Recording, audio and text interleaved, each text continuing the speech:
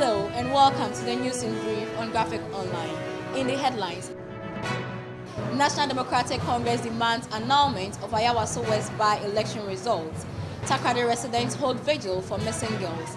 An ex-MASLOC boss, Sedina Tamaklo, granted bail in 129.5 million Ghana cedis financial loss case. Now to the news. The National Democratic Congress, NDC, has called on the Electoral Commission to annul the results of last Thursday's Ayawaso West constituency by-election.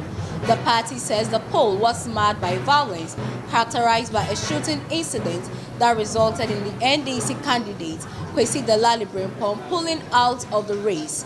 Madam Lydia Seyram Al-Hassan, the NPP candidate, was declared winner of the polls, which recorded a 19% voter turnout. A statement issued by the Ayawaso West constituency branch of the NDC party described the election as a sham and called on the Electoral Commission to annul the results, failing which the party said it would have no option than to meet the NPP boot for boot in any election to be led by the Commission's chair, Mrs. Jean Mensah. Some residents of secondary Takoradi in the western region have held a vigil to protest the disappearance of some girls in the area. The residents, who were clad in red and black clothes and held candles, said the vigil is to put pressure on government to work assiduously and ensure that the missing girls are found and reunited with their families. At least 3 girls in the secondary Takoradi metropolis have since August 2018 been reported missing. A suspect, Samuel Udutok Wills, is in police custody assisting investigation.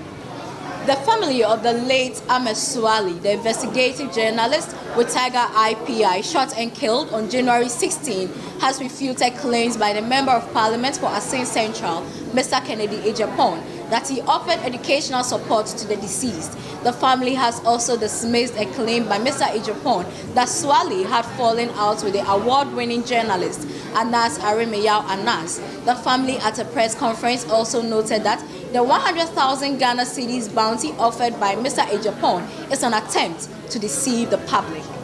It is further insinuated that the MP for Hussein Central publicly claimed that he assisted with the payment of the school fees of our son in the year 2012. This assertion is nothing but the desperation of an overly excited person over the demise of our son and the exploitation of the perpetual silence of the dead. At no point in the entire education journey of our son was he assisted by Mr. Kennedy Agyapong. In his desperate attempt to distract the work of the security agencies in unraveling the truth and to further his hateful conduct against Tiger Eye staff, the MP further claimed that our brother was no more a staff of Tiger IPI and that Swale and Anas were not on talking terms prior to his demise. How could individuals at loggerhead jointly secure visas to travel out of Ghanaian jurisdiction for an assignment which was due in the first week of the month of February? And finally, the Accra High Court has granted 5 million Ghana cedis with 2 sureties as bail to a former Chief Executive Officer of the Microfinance and Small Loan Center, MASLOC, Mrs. Sedina Tamaklo Ationu. A former operations manager of MASLOC, Mr. Daniel Axim, who has been accused of conspiring with Mrs. Ationu to allegedly cause financial loss to the state, has also been granted bail in the sum of 1 million Ghana cedis. The two have been hauled before the Accra High Court by the Attorney General for allegedly causing financial loss of more than 129.5 million Ghana cedis to the state.